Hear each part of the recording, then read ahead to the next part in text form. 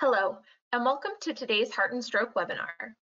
I will now welcome Dr. Cindy Yip, Director of Data, Knowledge Management, and Heart Program at Heart and Stroke. Thank you for the introduction, and thank you everyone for joining us. As part of recognizing this week is National Nursing Week, I would like to thank all the nurses, our frontline heroes, for the essential work during COVID-19 pandemic and caring for people with heart failure. Yesterday, Heart and Stroke launched the COVID-19 Impact Survey for people with lived experience and their caregivers. The COVID-19 pandemic has had a profound effect on all people in Canada, including our Heart and Stroke community. We hope to understand its impact on you and your health, how you have managed and adapt, and your needs going forward. If you are an individual who has experienced a heart condition, stroke, or vascular cognitive impairment, or if you are a caregiver of one or more individuals who have experienced these conditions, we want to hear from you and we need your help. By filling in this survey, you will be able to help us better understand what your needs are. Please know that all the responses from in this survey will be kept private and confidential, and only aggregated results will be shared at the end of this study. The survey results will be shared in our communications reports and website in 2020. They will help shape our priorities moving forward, making sure we're doing everything we can to support you. Upon completion, you will have a chance to also win a Heart and Stroke hoodie.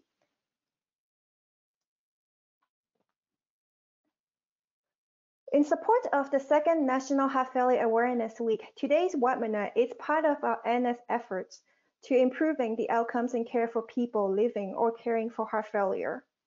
This webinar is intended to complement last week's webinars hosted by the Canadian Heart Failure Society and Canadian Council of Cardiovascular Nurses, in which they talked about supporting patients with heart failure in the community during the COVID-19 pandemic.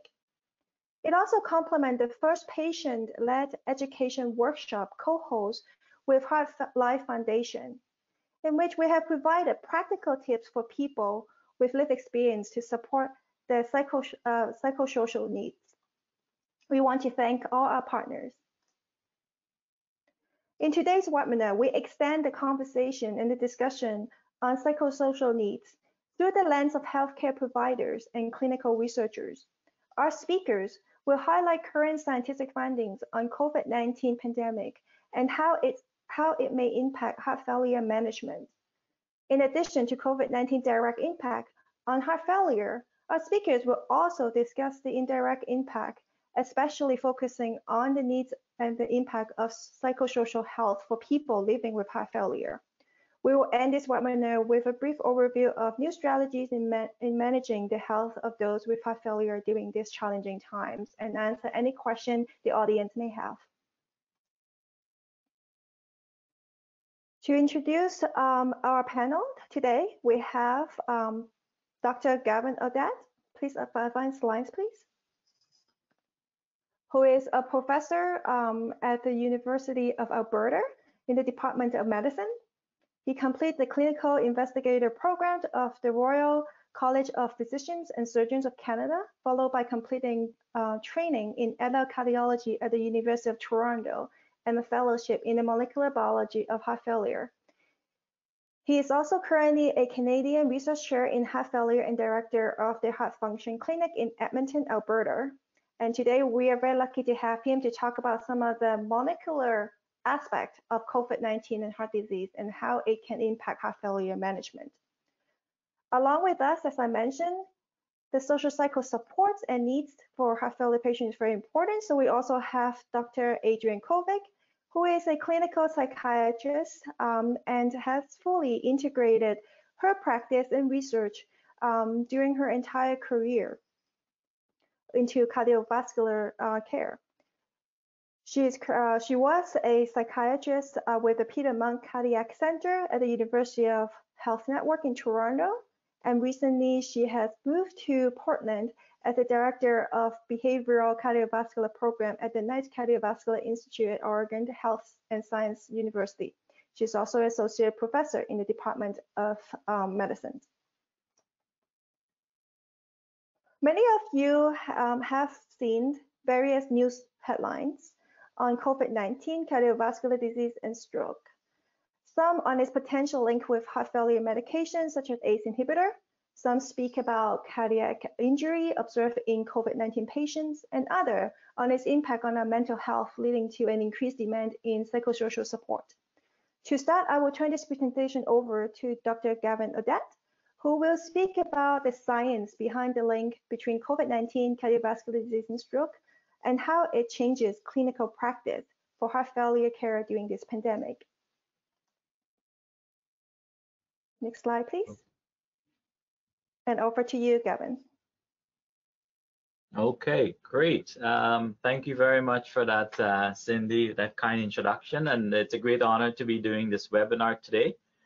So I'm a clinician-scientist, I'm a cardiologist, and my primary focus is heart failure and cardiomyopathy. So today what I want to talk about is sort of the basis for the COVID-19 pandemic, and understanding the pathogenesis behind it and how we can leverage that understanding into coming up with new therapies, but probably equally important, not to stop therapies that are effective in patients with heart failure. So sort of maintaining a current course of therapy, but also designing new therapies. So my journey with SARS and the SARS coronavirus started back when I was a resident in Toronto training, and it was actually during the SARS epidemic.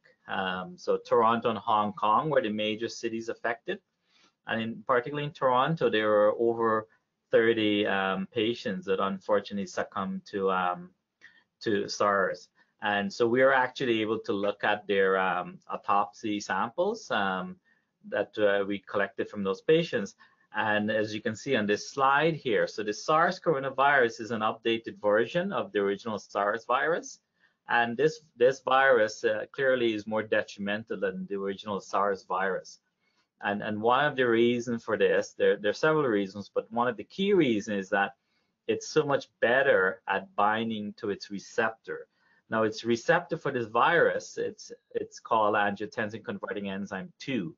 So that's ACE2, and it's this is an enzyme that's normally present, and is a very important enzyme that turns off the renin-angiotensin system. Most of you probably know that the renin-angiotensin system is a very detrimental system when it's activated. And in heart failure, for example, using RAS inhibition is a key part of managing heart failure. So that's the connection there. And so what this virus does, it binds to ACE2 and it down-regulates it, so you lose it from your tissues, which is a problem because you need it in the tissue to protect it from disease, but also protect it against angiotensin 2, which is the detrimental peptide of the renin-angiotensin system. So the coronavirus typically, up until now, has been relatively mild. This is a common cause for the common cold. Why has this become a COVID-19 pandemic? And a key reason is because this virus, the strain of the virus, evolved to bind with a very high affinity to this important protein called ACE2. Next slide, please.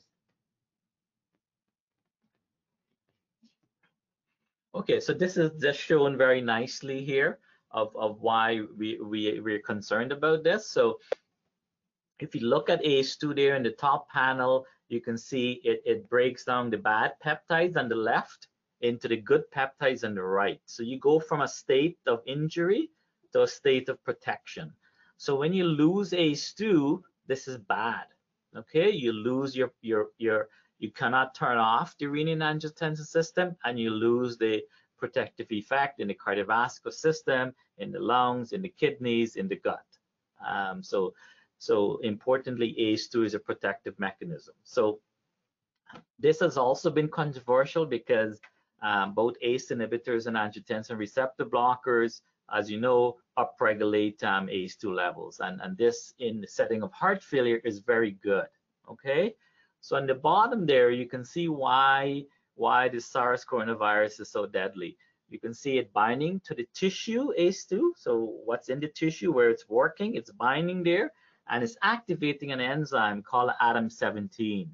And what this, the old other name for this is TACE, but what this enzyme does, it triggers the cleavage of the tissue ACE2, and it leads to elevation of plasma ACE2 levels, okay?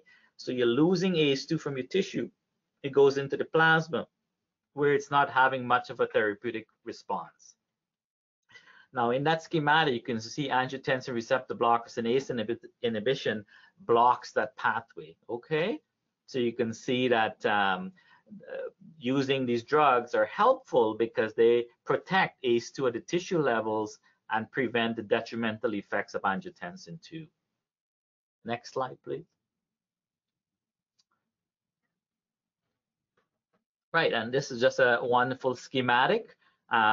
This is part of our grant that we've submitted, but it's how we assess the renin-angiotensin system in these patients. So clearly, as we look at using these drugs, not only as heart failure therapies, but maybe specific therapies for COVID-19, we need to understand the renin-angiotensin system. So this is a very fancy mass spectrometry system in which we can profile all of the renin-angiotensin peptides all at once, okay? Both at the circulating level, but also when they're superly activated.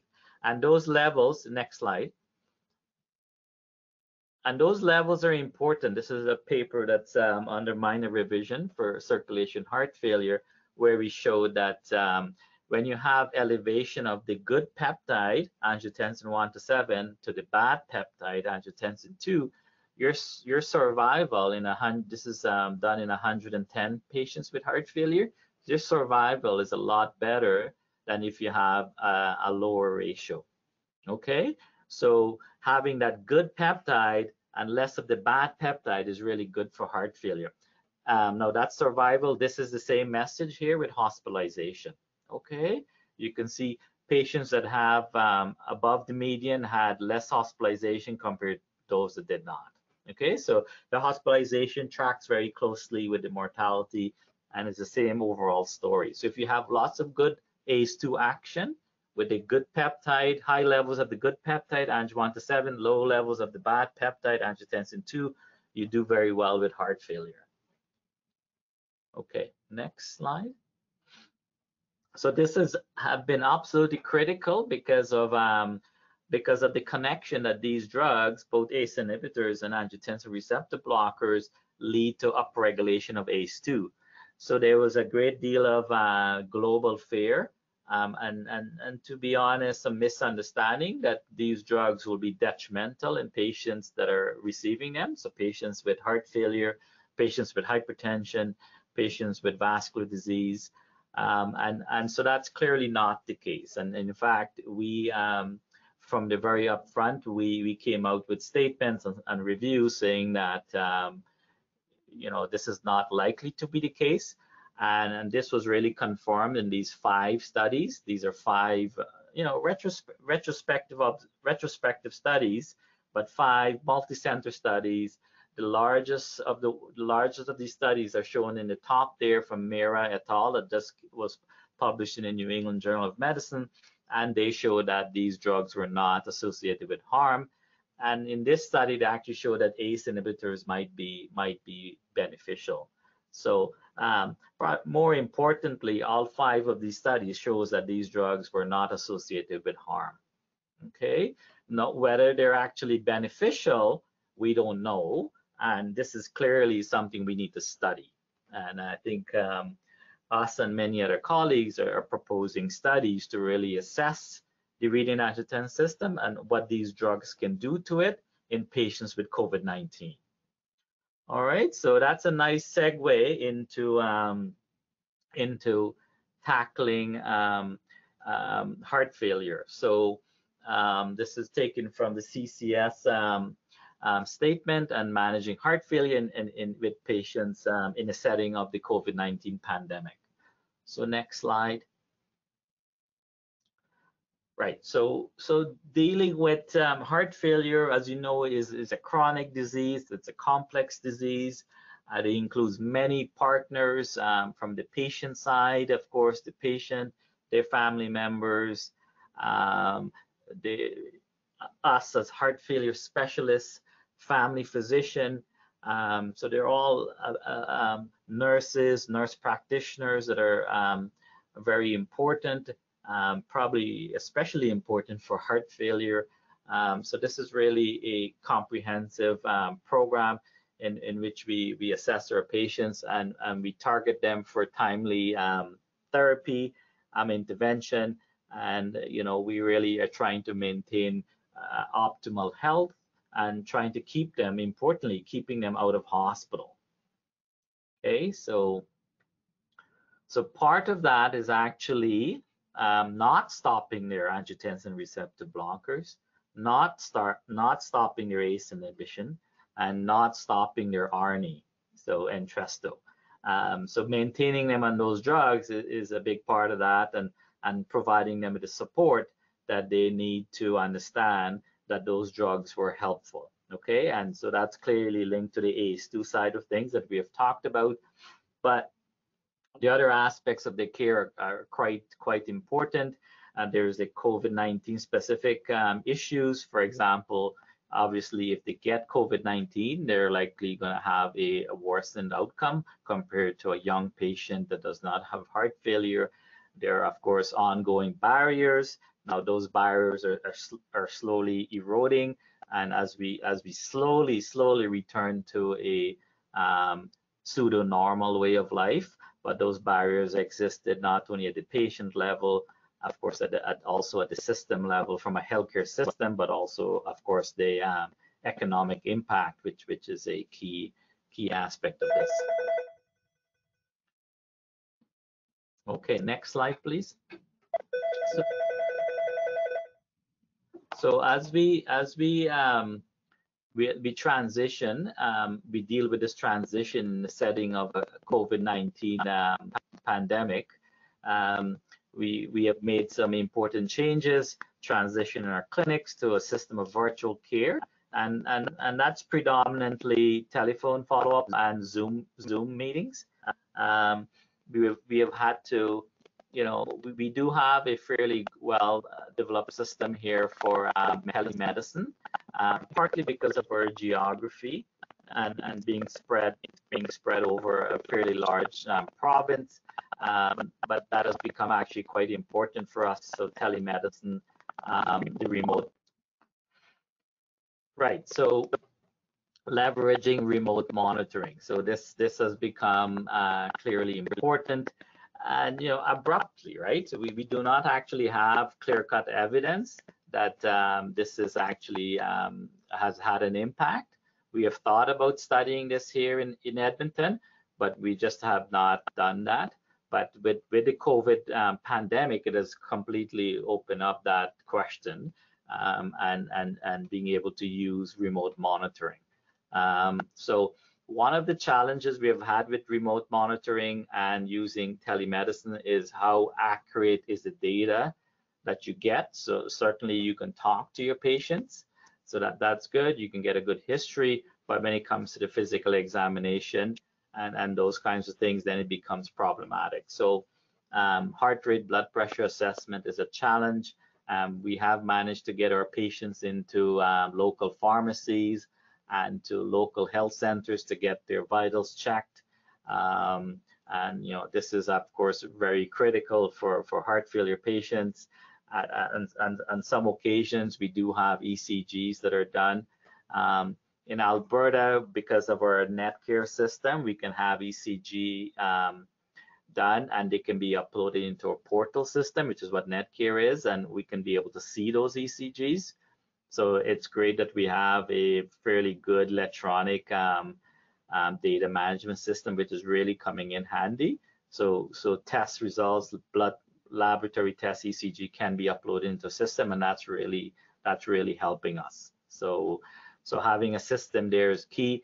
Heart rhythm monitoring, which most of it now can be done telemonitoring, is a key part, and I think this has really been used heavily by the device clinic to follow their patients remotely. So that's been fantastic in terms of managing patients. And the nurses here have been a big part of this picture and transition, being able to they're so good at talking to patients on the phone, right? In fact, better than physicians at doing that. So because this is a big part of their job in heart failure and heart function clinic, is actually talking to patients and assessing their symptoms and coming up with a plan and conveying that meaningfully to the patients and to their family, right? So that's been fantastic to get their expertise and to be able to use their skill in managing patients with this. I know I'm almost out of time. One particular challenge here has been actually blood work, right? So it's a very fascinating challenge because, I mean, I'm a big proponent of us doing, I think we do too much blood work. And so with the COVID-19 pandemic, labs have been closed or difficult to get into. So we've actually had to cut back on lab work, blood work. And we're not seeing a lot of side effects and things like that. So, I mean, the lessons here are going to be multiple moving ahead. One of them is maybe cutting back a wee bit on some of the blood work. So getting into the labs and things like that. Of course, all of that increases contact, right, beyond the home. So we just have to be careful of how we do that.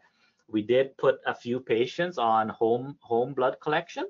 So people coming to their home, the higher risk patients. So these are the higher risk folks. So this is the value of risk stratification. So the high risk patients, we have managed to get people to go and do home collection to prevent their exposure to possible COVID-19. I think connecting with primary care physicians and things like that is important.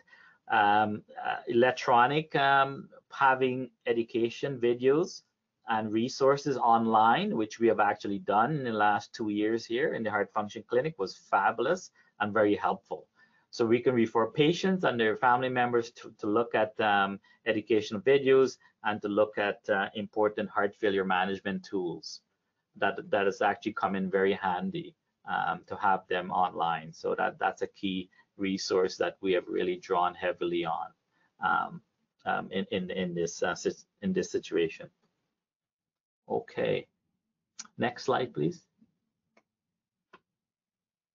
Okay, great. So, I mean, I think we talked a lot about this, the risk stratification, right? So getting to know your low risk, your high risk patient. And you know what, the other thing we have learned here is that maybe for your low risk patients, a telephone follow-up might be adequate as opposed to an in-clinic visit. So it is something that we may want to start drawing on as we move ahead, to cut back some of the heart function clinic visits, in-person visit, and do a bit more of the telephone remote monitoring, and leave the clinic visits for the more moderate, intermediate, high risk patients to be able to deal with them on a face-to-face basis. So that is something, and using a strategy like that will get your wait time down to literally almost a week. Okay, if you can risk stratify and deal with that. So a few last words from this pandemic. ACE2 is a receptor for this virus. These both ACE inhibitors and ARBs upregulate ACE2, but this is clearly which is beneficial in these patients because it blocks it inhibits the RAS system, and these patients clearly should continue on it. Okay, so I think the pendulum has swung the other way. I think people are comfortable now in keeping patients on these drugs, and I think as we move ahead, ongoing clinical trials will tell us if these drugs are actually beneficial in COVID-19 patients. There's of course the CCS rapid response team and how to manage this heart failure during this pandemic. Heart and Stroke, of course, has lots of resources on this, and I'm sure Cindy and her team will be highlighting this. So I think there are a lot of resources to be used as a team approach. And I think my colleague will be talking about Adrienne will be talking about the psychological support and that aspect, which is, as important, if not more important, especially during this crisis time with the COVID-19 pandemic. Great, thank you very much, Gavin, for a great overview of all the great science behind it, as well as some of the shift in clinical practice.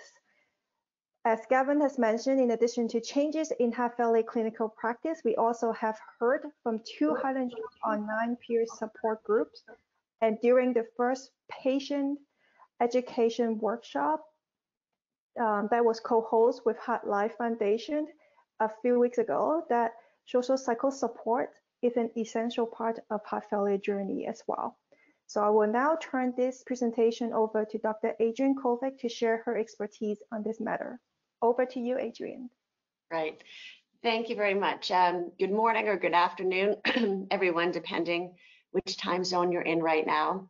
It really is a pleasure to be here with you today. I spend half my time doing clinical work and half my time doing research and education, and I want to let people know that today I'll be primarily wearing my clinical hat. So I will focus most of my presentation, at least the second half, on strategies that can help manage the anxiety and the stress that many of our patients are facing.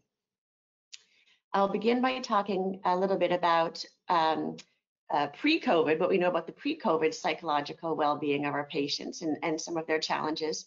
Then I'll talk about the mental health impact of living in the era of COVID-19, and I'll end with some clinical strategies. Thank you.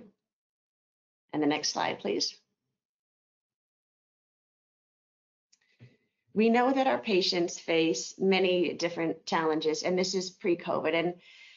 And I include things like this because our patients are quite, just like they're heterogeneous from a medical or physical standpoint, as well as from a emotional standpoint or psychosocial standpoint. And here I have a list of many of the interpersonal challenges that adults with heart failure face. And I draw your attention to those in the middle here. So tolerating uncertainty, facing mortality, and seeking reassurance and hope. And I emphasize these here because for many of us, we face these now as clinicians, and many people in society are facing these challenges. And these are things that our patients with heart failure have faced for quite a long time. And we can also think about interpersonal challenges. So next slide, please. So it's not only emotional challenges they faced amongst themselves, but between other people. And so things like changes in social roles. So if they have a decline in health status and they can't perform the usual household or family or work responsibilities, there can be difficulty talking about their illness, conflicting social expectations. And again, two key experiences that were quite prominent even before COVID came about. And those were reduced social interactions and communication barriers. And again, I think those are things that potentially might be amplified during the current era of COVID. And when we look specifically at psychological well-being, if we think about depression, because that's often the first go-to concern that people think when they think of psychological aspects of living with heart disease. Among adults with heart failure, we know that about 1 in 5 will have significant, clinically significant depression, and it varies depending upon how we assess it. So the rate is a bit lower when we use diagnostic interviews, and diagnostic interviews really represent the gold standard way to understand how somebody is doing from a psychological perspective. Depression is more common in people with poor functional status. Women have a slightly higher prevalence than men. And we know that depression is associated with higher rates of death and secondary events, and trends toward increased healthcare use, higher rates of hospitalization and emergency room visits. We also know that exercise therapy and cognitive behavioral therapy can be effective. And so I am a psychologist, and cognitive behavioral therapy is a therapy that I offer. And essentially, we work on tweaking or shifting people's ways of thinking. So looking at how can we replace automatic negative thoughts with more realistic ones, and what can we do to help people improve their well-being. Here, this slide here, I emphasize anxiety and heart failure. And as a clinician, and maybe this reflects the patients that have been referred to me over the past 15 years of working with people with heart conditions, I actually see anxiety being more common and more prominent in our patient population. Elevated symptoms of anxiety are present in over half of our patients. Full diagnostic criteria for anxiety disorders met by about 13%. And here is what I often see, this concept of cardiac anxiety, and that really has resonated with me as a clinician over the years.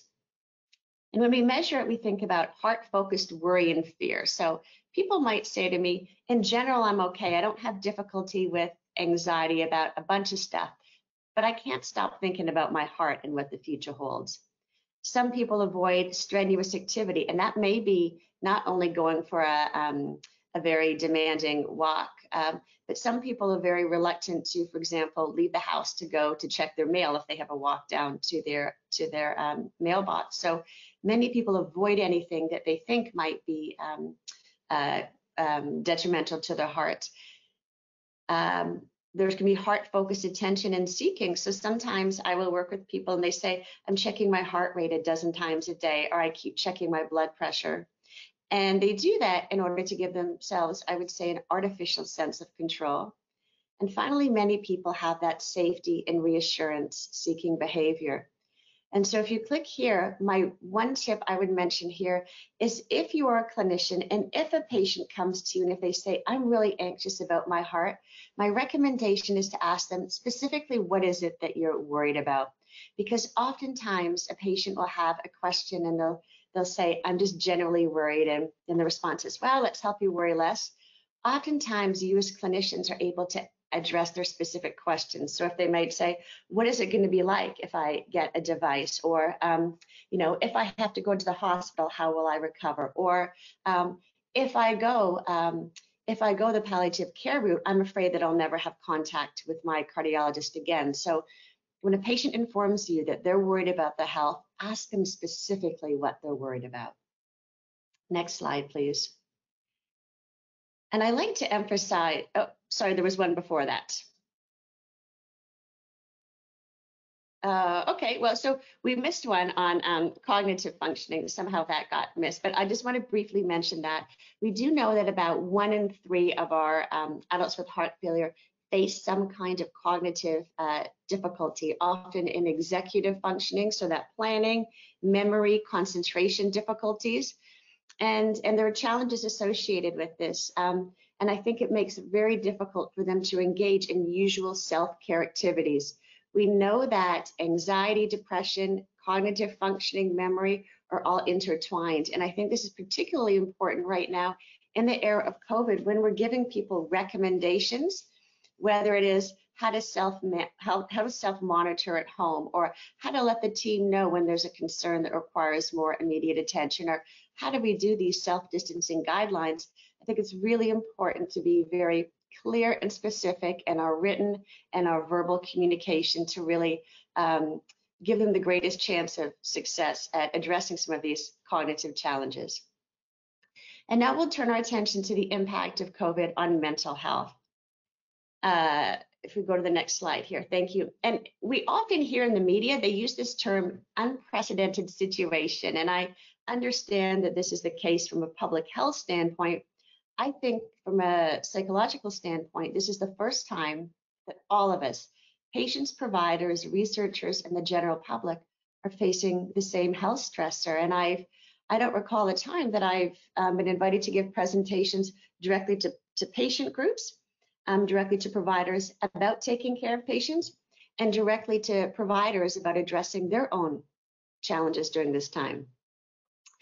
And so although we're all facing this same stressor, it's important to remember that this does not eliminate pre-existing stressors. So if people had difficulty with family, career, finances, or health, those problems don't automatically disappear. And in fact, some may become minimized or magnified. So for example, people who are in very poor relationships and abusive relationships, particularly tricky and dangerous right now when people are being forced to stay home. So it's important to look at the stress of COVID within the context of a full list of stressors.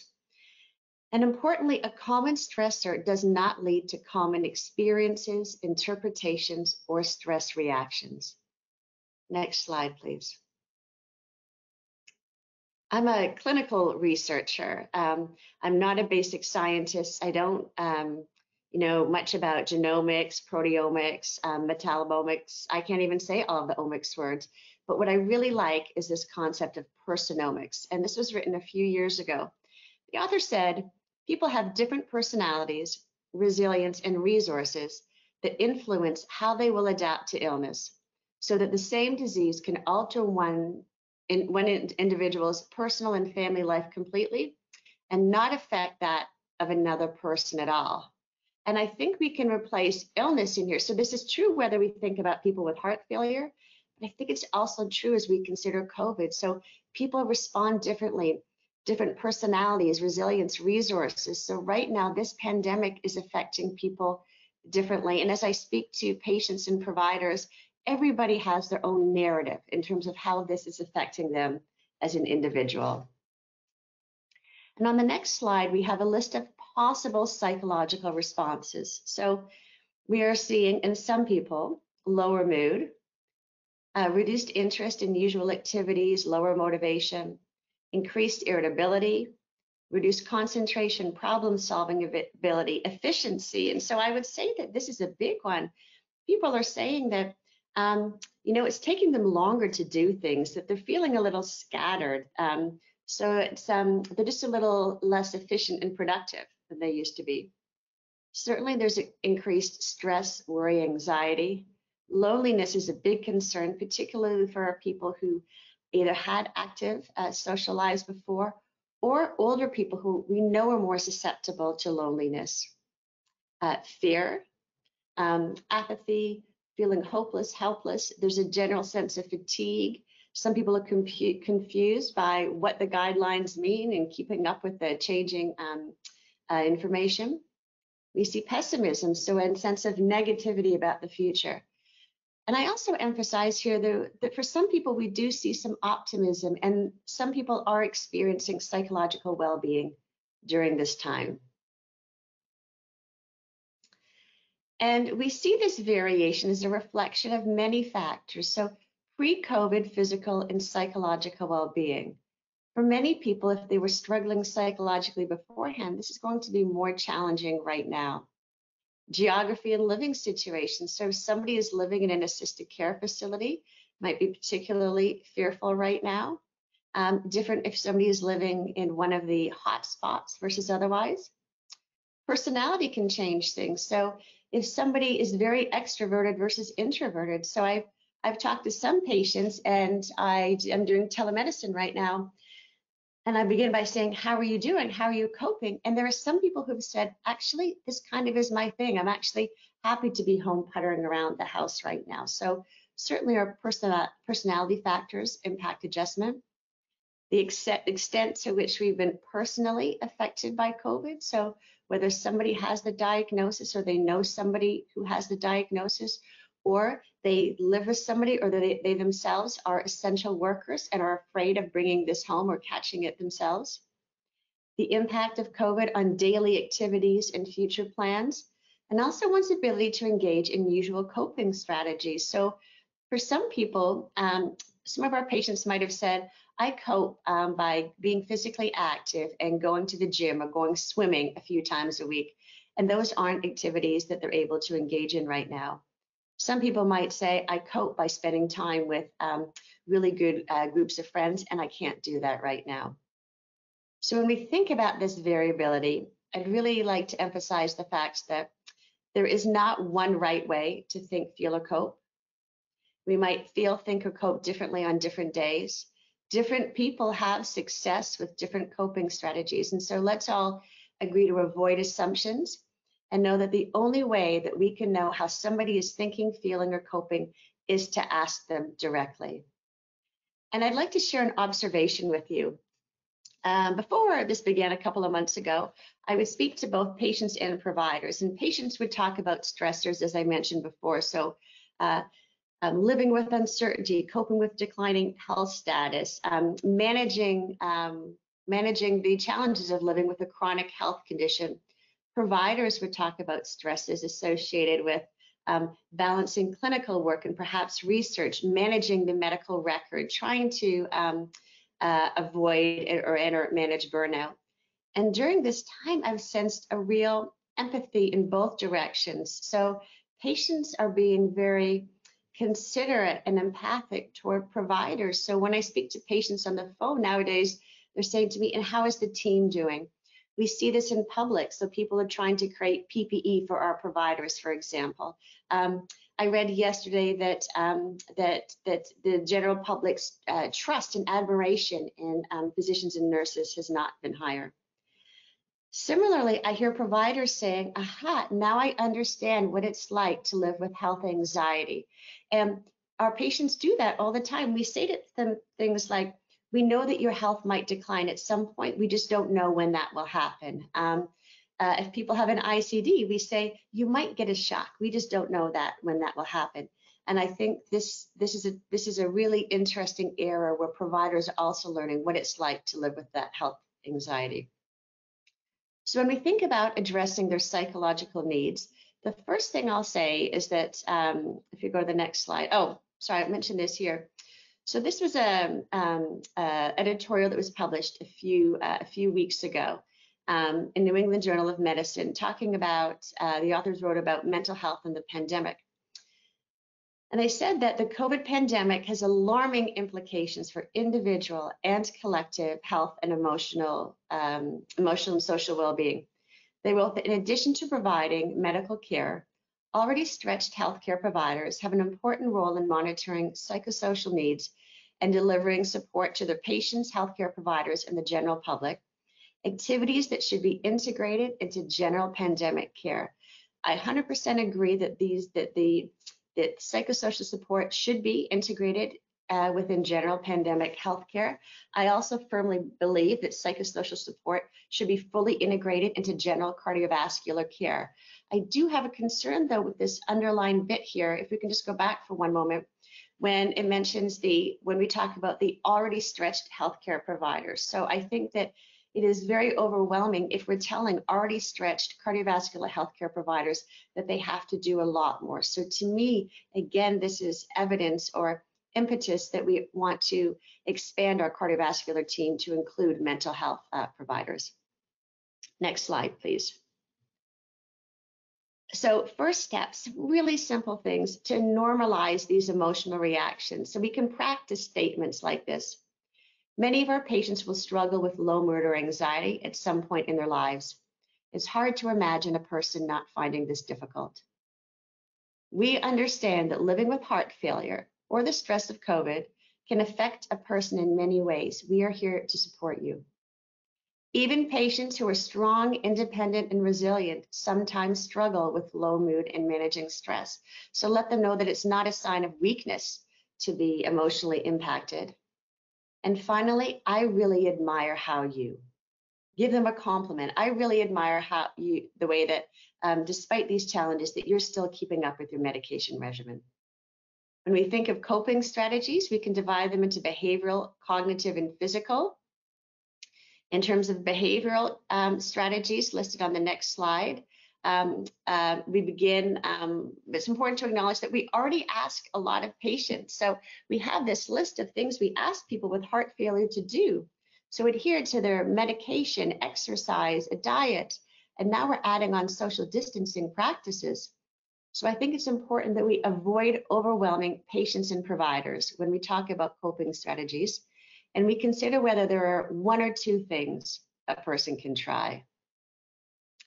Let's emphasize what is within one's control, because a lot of things are outside of our control. I have a list here. So if people are doing proper physical distancing and hygiene practices, let's reinforce those. Looking down this list here, a couple strategies, and if I had to pick one really important one, it would be limiting news consumption. So this is not the time to leave on news channels all day throughout the day. So it's recommended that people limit news consumption to a few minutes per day. And the next slide, when we talk about cognitive strategies, the idea is that we're patient with ourselves and others. So acceptance and compassion go a long way. It's understandable to find this situation stressful. Some days will be easier or better than others. Let's monitor our self-talk and avoid should statements. It doesn't help to say, I shouldn't be worried about this right now, or, I have to start exercising. Avoid jumping to conclusions. If a patient is struggling, I recommend you ask them, what has helped you cope in the past with stressors? Or maybe what would you tell a good friend in this situation? When we think about physical strategies, people have different ways, different things they can do to help them relax. So I list several here, and some are formal relaxation strategies. And at the end, it might be as simple as taking a warm bath or shower or listening to music. Again, a lot of individual variation. And finally, let's engage with online and community partners. Direct people to trusted online resources. And I listed some favorites here from the Center for Addiction and Mental Health, the Canadian Mental Health Association, Heart and Stroke. Refer to resources within our community and be familiar with crisis resources. And I'd just like to end with lessons that I have learned from 15 years of working with people with heart conditions. It is understandable to have an emotional reaction to a challenging situation. How are you coping is a simple way to start a conversation. Coping with uncertainty is a skill that can be developed, and we sometimes surprise ourselves with how resilient we can be. Thank you. Thank you very much, Dr. Kovacs and Dr. Oudit, for going over some of the science, some clinical practice changes, as well as psychological support and tips for our heart failure patients. Now I'm opening up to the forum to questions. So one of the first questions is, there is a lot of attention in terms of medication adherence, and there are emerging science and findings in research that may shift that, or creating a lot of controversies and confusion to our patients. As a healthcare provider who is not in the acute care setting, not directly connected to, say, the Canadian Cardiovascular Society, what would you recommend the best way to go about keeping up to date in terms of what should we advise our patients? Maybe we'll start with Dr. Oudit.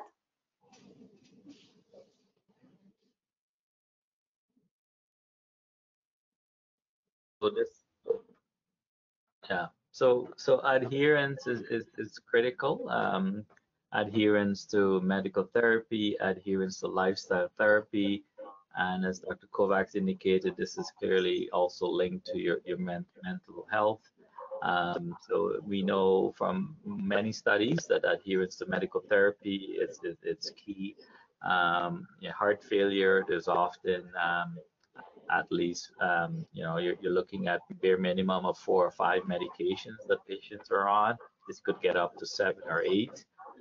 So adherence to medical therapy is critical in this environment, and also interacting with pharmacies and being able to receive those therapies on board, right, which also impacts on adherence. So there's been challenges in terms of delivering medications, having pharmacies stocked up on these things adequately to provide enough medical therapies for patients. So it's not only at the patient level, but also at the system level.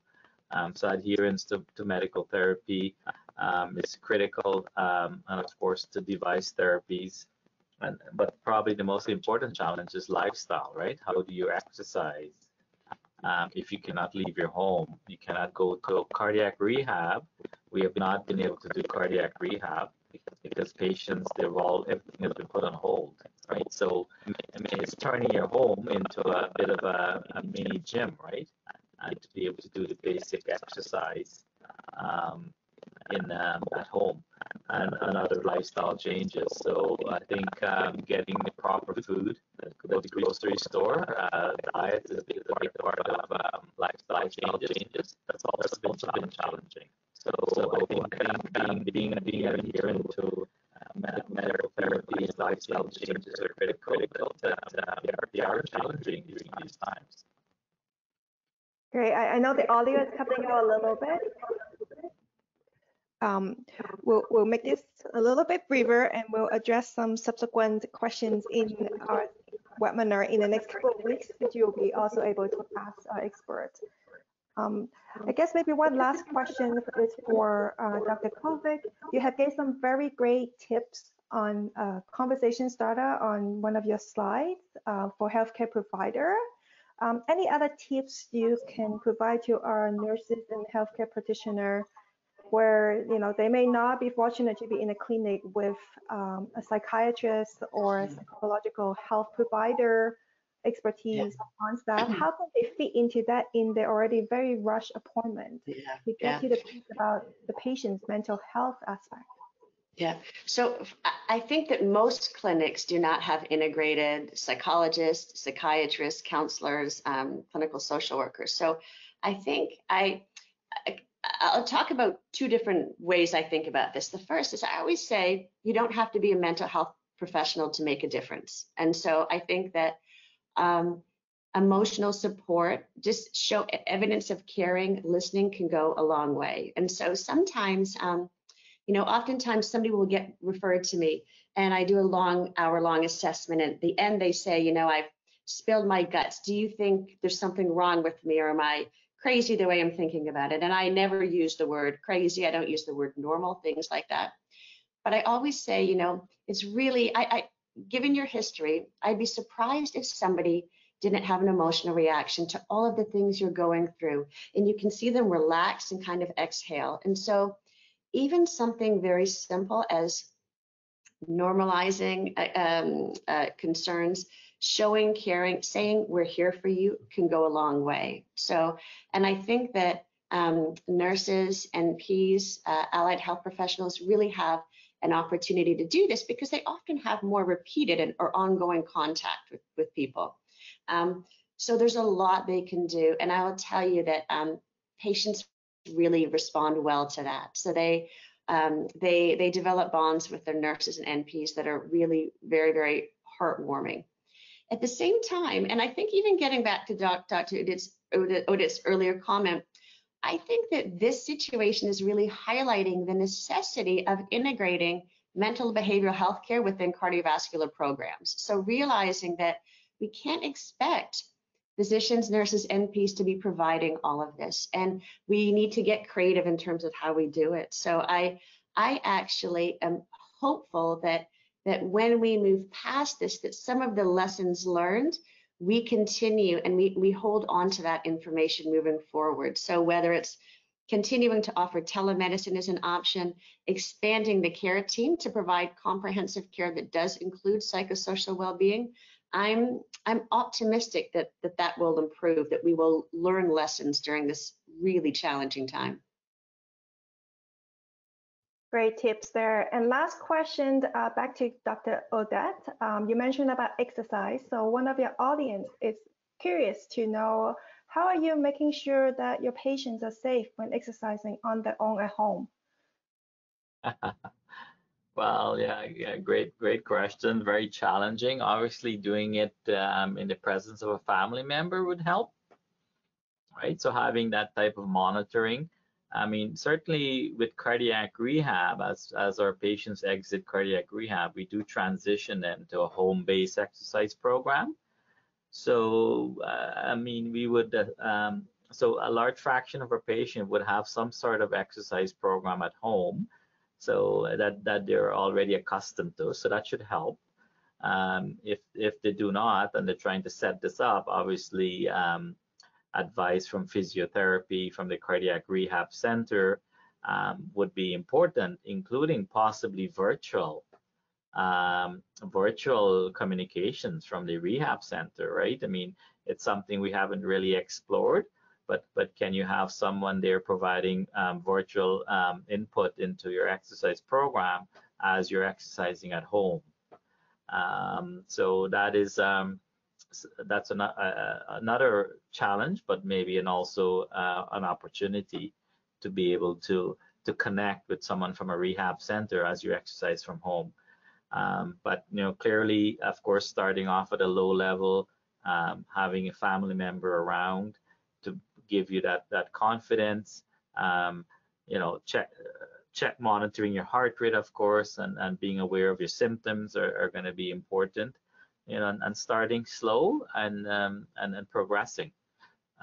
It's also important that you communicate with the team, nurses here in particular, and physicians as to how you're doing and how you're responding to that exercise program. Now, with the COVID-19, it doesn't preclude people from going outside, and certainly here in Edmonton, where our rates are not particularly high, you know, people are encouraged to maintain social distancing and go for walks outside your home. So that's also something, now that spring and in some part of the country, maybe summer is already here, that's something that should be encouraged. Great, and I also see that the audience have also suggested physiotherapies visit can also help during this time too, and that can be potentially be arranged in some cases. And I can also hear that getting family involved probably also can get some idea of what their mental and psychological state is. So I think it's both physically and also mentally in that case.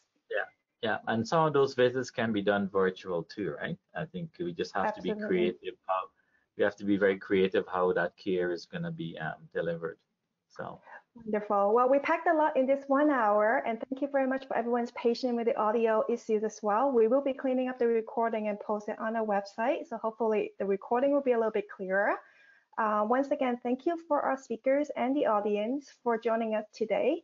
And I highly encourage you to stay connected by joining us in our next 3 webinars. Next week, we will focus on aphasia. And then we also have a new format of webinar on May 21st and 29th, where there will be no presentation, but more just an open forum to answer questions, because we always know we run out of time to answer all the great questions that I can see on my screen that I cannot pose to all our speakers. So that's our opportunity to bring forward your question, and very timely, the May 21st Ask Our Experts webinar is gonna be focused on mental health. So think about what Adrienne have talked about today and bring forward your question then. And May 29th will focus on nutrition and medications, which tie very closely to what Dr. Oudit just said today. And if you have missed a past webinar, recordings and webinar key messages can also be found on our website, along with other COVID-19 articles. Also, lastly, we are now offering a screen-free opportunity options, which is podcast for us to share knowledge with you. So this is a great way that we can walk away from our computer a little bit and still be able to learn and stay connected. The first 2 episodes can be found on our website as well, so check them out. And lastly, if you can just find slides, I would like to thank our speakers and our audience, in addition to our collaborators. Thank you for all our amazing collaborators. Please, I would like to encourage all of you to join us and help us amplify our message and raise awareness on the needs of people with heart failure. As you have heard, it's more than just the clinical aspect in terms of medication. There is science part, there is the mental health aspect, social cycle support. It's a team effort. Help us by amplifying that message, retweet. Heart failure care is a team effort. Let everyone know about it. And our work will go beyond the Awareness Week. Thank you very much for your time and have a great week.